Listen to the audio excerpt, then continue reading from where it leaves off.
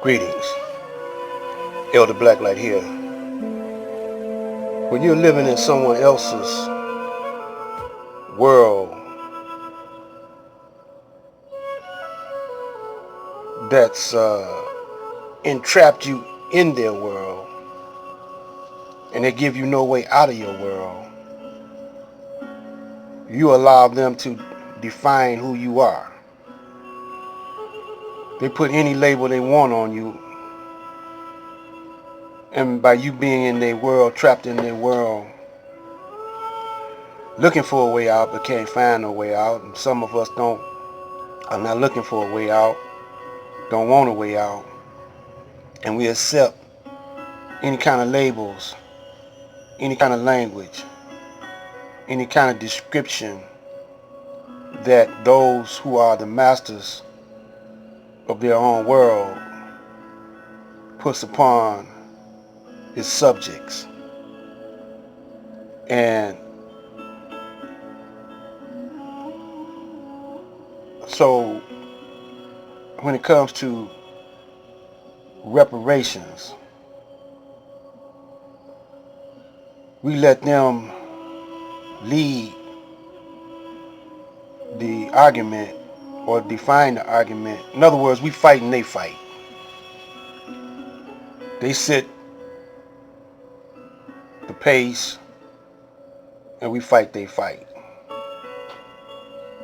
They set the parameters for the argument.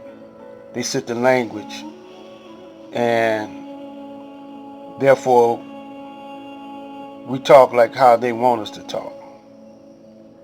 But when you're in the world but not of the world, you know the game that they're trying to put on you. So you define your own self. You set your own pace. In other words, you do your own thing. You have your own language. And it's up to them to deal with that. So for example, in the boxing world, and say you got Floyd Mayweather. Floyd Mayweather always dictates his fight. Therefore, he's putting his will on his opponent. Black man ain't learned how to do that. So we let them call us African American. But when somebody comes from outside the perimeters of this world and gives you the true definition of who you are, and if it's an upgrading definition, why not accept it? So when Master Farad came over here to upgrade the black man and give him the truth about who he is and he said, well, you are from the tribe of Shabazz. And he explained what that meant. And he said, you are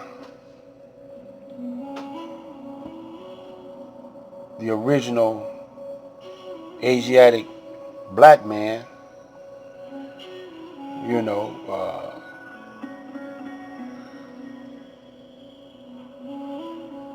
and he said that you're the God of the universe. Why fight against that? Why would you not accept that as being the truth? Some call it reverse racism. Some call it,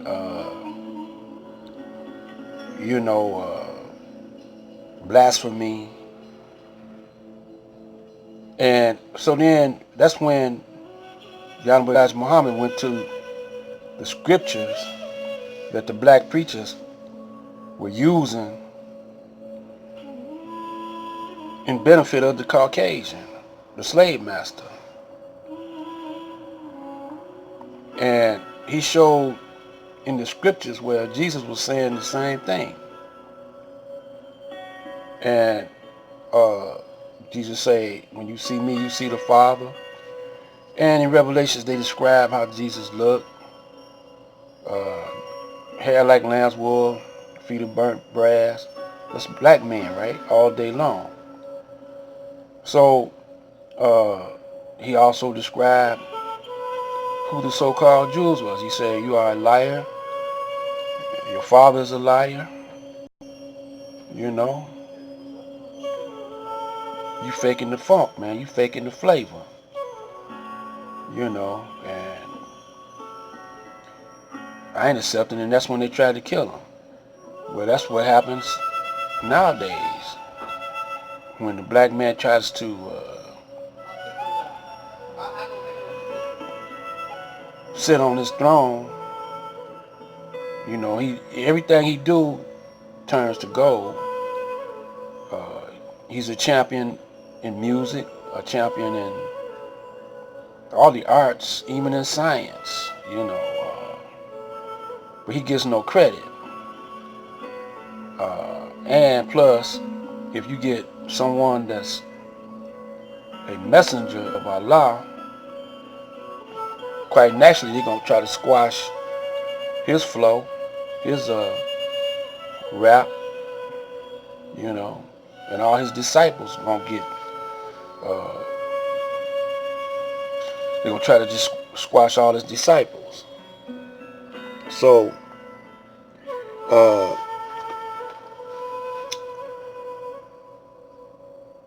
I'm gonna give you this another analogy for us when it comes to reparations. When it comes to reparations, quit saying you slaves, because that word slave don't really cover the whole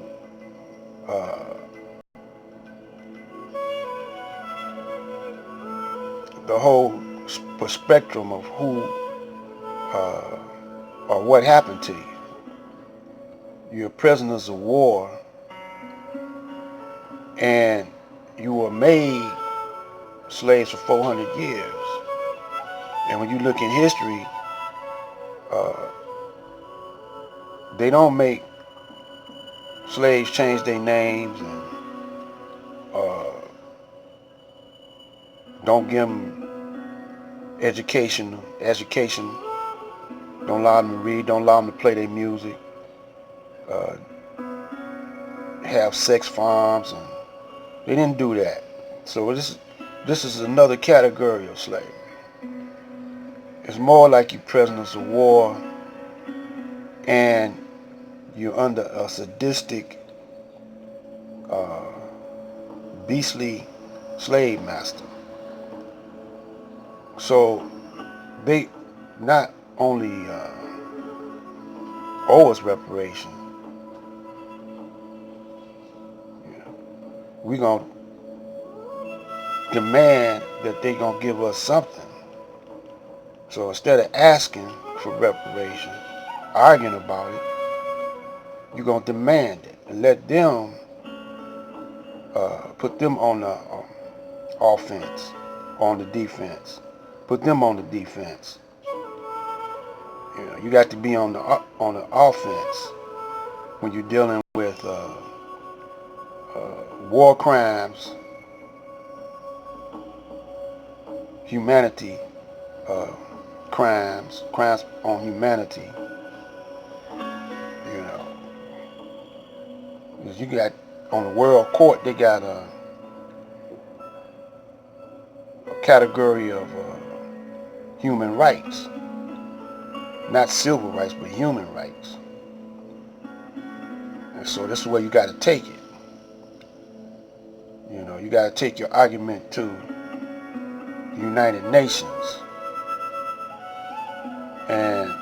or the charge. It's not going to be an argument, it's going to be a charge. You're going to charge them with committing war crimes and you being prisoners of war. So I'm going to ask another question to the Christians. When you say you're a child of God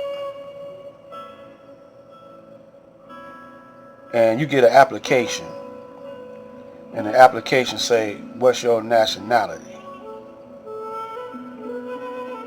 Well, if you're a child of God,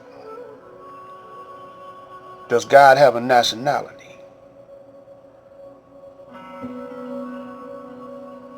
Does your father, how can you say Jesus, if y'all say Jesus was God, how can you say he was a Nazarene or a Israel?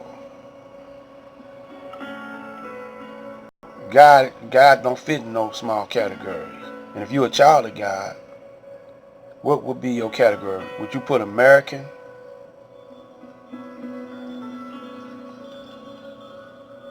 or what?